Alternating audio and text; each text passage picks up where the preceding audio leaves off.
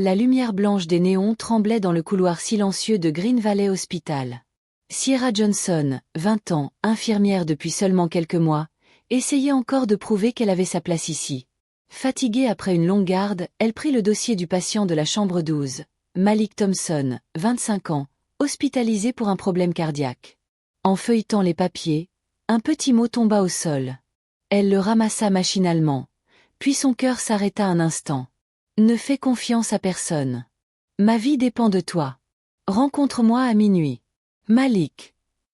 Sierra resta figée. Était-ce une mauvaise blague? Le couloir était vide, mais elle sentit un regard sur elle, comme si quelqu'un l'observait. L'horloge murale indiquait presque minuit. Contre toute raison, elle décida d'y aller. Ses pas résonnaient doucement sur le carrelage tandis qu'elle approchait de la chambre 12. À l'intérieur, Malik était éveillé, le regard intense malgré la pâleur de son visage. Même affaibli, il dégageait une étrange force. « Tu as trouvé mon message, dit-il d'une voix basse. « Qu'est-ce que tout cela veut dire ?» répondit Sierra, nerveuse. Il lui fit signe de s'approcher. La lune passait à travers la fenêtre, dessinant des ombres sur le sol. Sierra sentit son cœur battre trop vite. Malik parlait avec calme, mais dans ses yeux brillait une peur réelle. « Je ne peux pas tout expliquer maintenant. Mais tu dois savoir que je ne suis pas ici par hasard. Quelqu'un veut ma mort. » Sierra crut d'abord à un délire de malade, mais son ton la troubla. Il lui tendit la main. « S'il te plaît, fais-moi confiance. Je t'expliquerai tout bientôt. » Elle voulut poser des questions, mais des pas approchaient dans le couloir. Malik se redressa brusquement. « Ne dis à personne qu'on a parlé. Et quoi qu'il arrive, ne laisse personne me donner d'autres injections. » Les pas se rapprochaient. Sierra fit un pas en arrière, le cœur battant. En sortant discrètement de la chambre, elle sentit le poids du secret qu'elle venait d'accepter sans le vouloir. Cette nuit-là, pour la première fois, elle comprit que l'hôpital n'était pas aussi sûr qu'il en avait l'air. Et que le message de Malik n'était que le début d'un cauchemar. Le lendemain de cette nuit troublante, Sierra Johnson tenta de se concentrer sur son travail, mais le visage de Malik Thompson hantait ses pensées. Chaque fois qu'elle passait devant la chambre 12, son cœur battait un peu plus fort. Malik semblait différent des autres patients, calme, lucide, presque trop conscient du danger qui l'entourait. Quand elle entra pour vérifier ses constantes, il lui adressa un léger sourire. « Merci d'être venu hier soir. » Sierra détourna les yeux. « Ce que tu m'as dit, c'était sérieux. » Il hocha la tête. « Plus que tu ne peux l'imaginer. » Pendant qu'elle ajustait son perfuseur, elle remarqua de fines marques rouges sur son bras. Pas des traces normales d'aiguilles. Plus anciennes, plus nombreuses. « Malik, qu'est-ce que c'est ?» demanda-t-elle, inquiète. Son regard se fit sombre. « Ce n'est pas toi qui dois t'en faire, Sierra. C'est moi qu'ils veulent faire taire. » Le mot il la glaça. Avant qu'elle ne puisse répondre, la porte s'ouvrit brusquement. Un homme en blouse blanche entra, un badge de médecin au nom illisible. « Il est l'heure de son injection, dit-il froidement. « Je m'en occupe déjà, répondit Sierra. Mais l'homme l'écarta doucement. « Ordre du docteur principal. » Sierra observa la seringue. L'étiquette ne ressemblait pas à celle du service. Un produit inconnu. Malik, paniqué, tenta de se redresser. « Non, je ne veux pas ça. » Le faux médecin le maintint et injecta la dose malgré ses protestations. Sierra sentit son estomac se tordre. Quelques secondes plus tard, Malik perdit connaissance.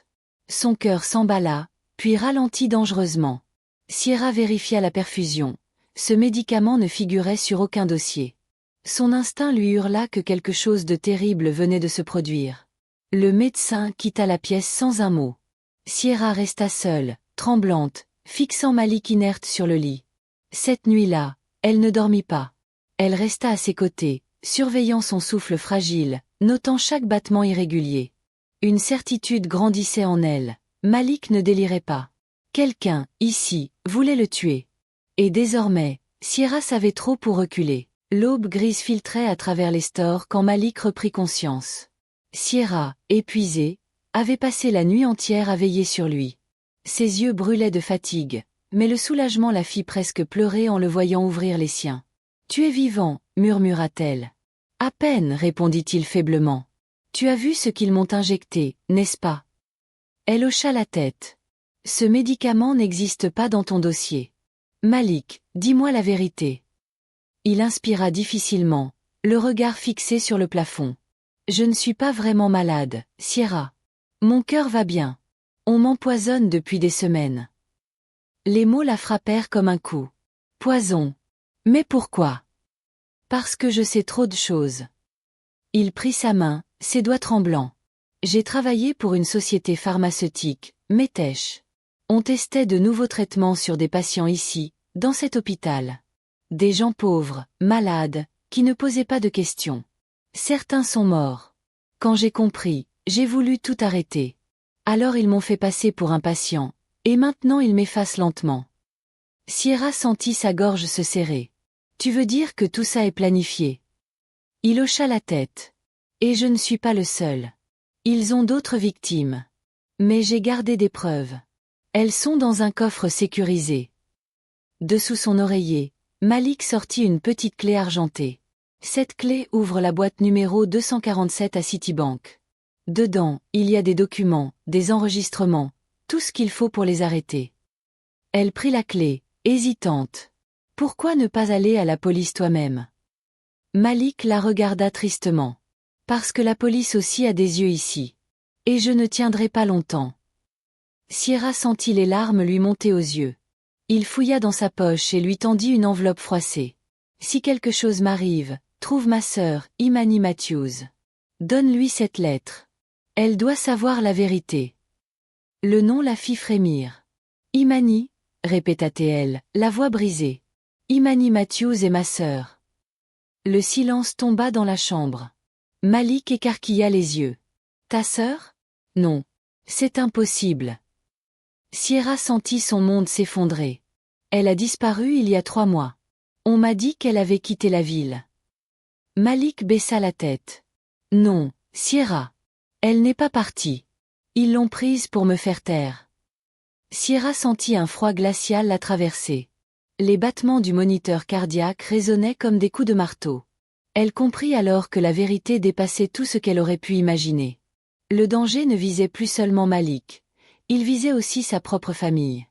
Le souffle court, Sierra Johnson quitta discrètement la chambre 12.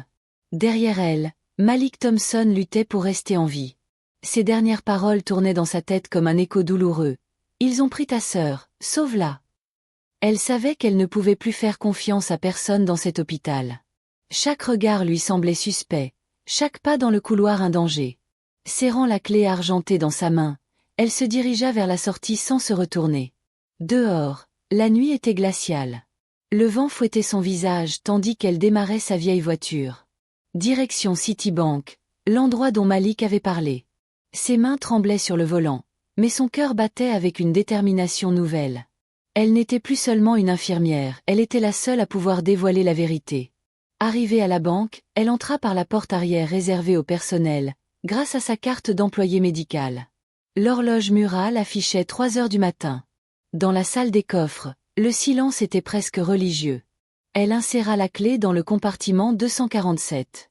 Le cliquetis du métal résonna, et la porte s'ouvrit lentement.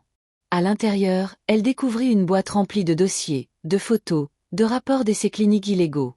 Chaque feuille racontait une horreur, des patients utilisés comme cobayes, des injections mortelles, des noms de médecins complices. En dessous, un petit enregistreur vocal. Elle appuya sur play. La voix fatiguée de Malik résonna. Si tu écoutes ceci, Sierra, c'est que je ne suis plus là. Ces fichiers prouvent que Metesh a transformé l'hôpital en laboratoire humain. Ne laisse pas leur silence gagner. Les larmes montèrent, mais elle continua à fouiller. Tout au fond, 2 lettres scellées. L'une au nom d'Imani Matthews, l'autre pour Sierra Johnson. Elle ouvrit la sienne d'une main tremblante. Je suis désolée de t'avoir mêlé à tout ça. Tu as été ma lumière dans ce monde corrompu. Promets-moi de sauver ta sœur. Et si tu peux, pardonne-moi. Sierra serra la lettre contre son cœur. Elle n'eut pas le temps de pleurer. Des bruits de pas approchaient. Des silhouettes noires entraient dans la banque, des hommes en tenue de sécurité, armés. Quelqu'un l'avait suivie. Elle prit les documents, les enferma dans son sac et s'élança vers la sortie d'urgence. Les alarmes se déclenchèrent, les lumières clignotèrent. Elle courut dans la rue, le souffle brûlant, le cœur prêt à exploser. Cette nuit-là, Sierra ne fuyait pas seulement pour sa vie, elle portait sur elle la vérité qui pouvait faire tomber Metesh et sauver Imani. Dans son rétroviseur, elle aperçut une voiture noire qui la suivait. Alors elle accéléra, les larmes aux yeux, répétant à voix basse. « Tiens bon, Imani. J'arrive. » Le soleil se levait lentement sur la ville, effaçant les ombres d'une nuit de fuite et de peur. Sierra Johnson, épuisée, remit les dossiers de Metesh entre les mains de la police. Chaque page, chaque photo, chaque enregistrement était une preuve des crimes commis. Les enquêteurs, stupéfaits, lancèrent une vaste opération. En quelques heures, Green Valley Hospital fut bouclé, plusieurs médecins arrêtés, et les laboratoires de Metesh perquisitionnés. Au milieu de ce chaos, Sierra n'avait qu'une seule pensée, Imani. 3 jours plus tard, les forces de l'ordre découvrirent une pièce cachée dans les sous-sols du siège de Metesh. À l'intérieur, des équipements médicaux, des dossiers, et une femme amaigrie, mais vivante. C'était Imani Matthews. Quand Sierra la vit, elle courut dans ses bras, éclatant en sanglots. « Je t'ai retrouvée, grande sœur. » Imani, les yeux pleins de larmes, murmura. « C'est lui qui t'a envoyé, n'est-ce pas? Malik. » Sierra hocha la tête, incapable de parler. Mais la joie fut teintée de douleur. De retour à l'hôpital, on lui annonça que Malik Thompson n'était plus là. Transféré, disait-on. Mais Sierra sut immédiatement la vérité. Il n'avait pas survécu à la dernière injection. Pourtant, dans la lettre qu'il lui avait laissée, il avait tout prévu. Sa mort n'était pas vaine, c'était le prix de la vérité. 6 mois passèrent. Le procès de Metesh fit la une de tous les journaux. Les responsables furent condamnés, et plusieurs vies furent sauvées grâce aux révélations de Sierra.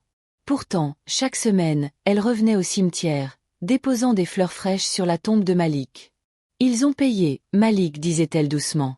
Imani va mieux, et ton nom est lavé. » Le vent faisait frémir les feuilles autour d'elle. Dans le silence, elle croyait parfois entendre sa voix lui répondre, douce et rassurante. Sierra leva les yeux vers le ciel, un léger sourire aux lèvres. « Tu m'as appris le courage, l'amour et la vérité. Ton combat n'est pas fini, je le continuerai. » Puis elle se détourna, le pas ferme, le regard clair. Malik Thompson était mort en héros, mais son héritage vivait à travers elle, une jeune femme qui, par amour et par foi, avait fait tomber un empire de mensonges. Et quelque part, dans la lumière du matin, Sierra sentit que Malik n'était jamais vraiment parti. Si vous aimez les histoires pleines de mystère, d'amour et de suspense, n'oubliez pas de liker, commenter et vous abonner pour ne rien rater des prochaines histoires incroyables.